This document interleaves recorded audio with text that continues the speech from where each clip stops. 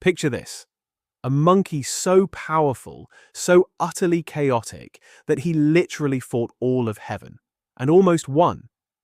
This is Sun Wukong, the Monkey King, and his story begins in the most unexpected way. On Flower Fruit Mountain, there sat a magical stone that had been absorbing the essence of heaven and earth for countless eons. One day, this stone cracked open like an egg and out popped a fully formed stone monkey. But this wasn't just any monkey.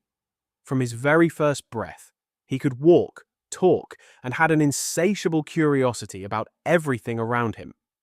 He quickly became the leader of all the monkeys on the mountain after discovering a secret paradise behind a waterfall. The monkeys declared him their king, but Sun Wukong wanted more. He was terrified of death and wanted to live forever. So he set off on a journey to find immortality, eventually becoming the student of a powerful Taoist master. In just a few years, he mastered incredible powers. He could transform into 72 different forms, travel 180,000 miles in a single somersault, and had the strength to move mountains. But his teacher kicked him out for showing off. Back on Flower Fruit Mountain, Sun Wukong decided he needed a proper weapon. So he marched straight into the underwater palace of the Dragon King. The Dragon King tried to get rid of him by offering various weapons, but nothing was quite right. Until Sun Wukong spotted a massive iron pillar holding up the palace. This was the Ruyi Jingu Bang, a staff that could change size at will. He casually picked it up, shrunk it down to the size of a needle, and tucked it behind his ear. The Dragon King was not happy about his pillar being stolen. He complained to the Jade Emperor, the ruler of heaven. Now, the Jade Emperor had heard about this troublesome monkey and decided to keep him close. He invited Sun Wukong to heaven and gave him an official position, Keeper of the Heavenly Horses. Sun Wukong was thrilled until he realized this was basically a stable boy job. He was furious at being tricked and stormed out of heaven. Back on his mountain, he declared himself the great sage equal to heaven. The audacity was incredible.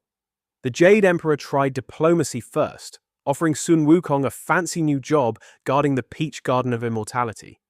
These weren't ordinary peaches. Eating one would grant thousands of years of life, but Sun Wukong had zero self-control.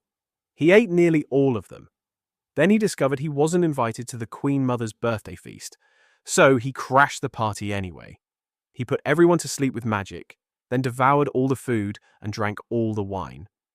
But the real prize was in Laozi's alchemy lab, pills of immortality. Sun Wukong ate them like candy. Now he was basically indestructible. The Jade Emperor had had enough. He sent his entire heavenly army after one monkey. What followed was the most epic battle in Chinese mythology. Sun Wukong fought 100,000 celestial soldiers and won. He defeated the 4 heavenly kings, the mightiest generals in heaven. Even Neja, the child deity known for his fierce fighting skills, couldn't stop him. The monkey had literally conquered heaven through sheer force. In desperation, the Jade Emperor called for help from Buddha himself. Buddha looked at this cocky monkey and made him an offer. If Sun Wukong could jump out of Buddha's palm, Buddha would give him the Jade Emperor's throne. Sun Wukong laughed. This guy could travel 180,000 miles in one jump. Easy money. He somersaulted through the air for what felt like forever, finally landing at what seemed like the edge of the universe. 5 enormous pillars marked the boundary of existence. To prove he'd been there, he wrote Monkey King was here on one of the pillars and relieved himself at the base. He somersaulted back to Buddha, smug and victorious. Buddha smiled and showed him his hand. The writing was there. Sun Wukong had never left Buddha's hand. What he thought were the pillars at the edge of the universe were just Buddha's fingers. Before Sun Wukong could react, Buddha flipped his hand over and trapped the monkey under a mountain.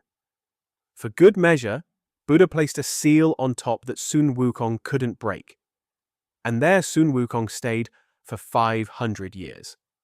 500 years to think about what he'd done. But this wasn't the end of his story. It was just the beginning of his redemption. Sun Wukong, the rebel who defied heaven, would eventually become one of the greatest heroes in all of mythology. But that's a story for another day.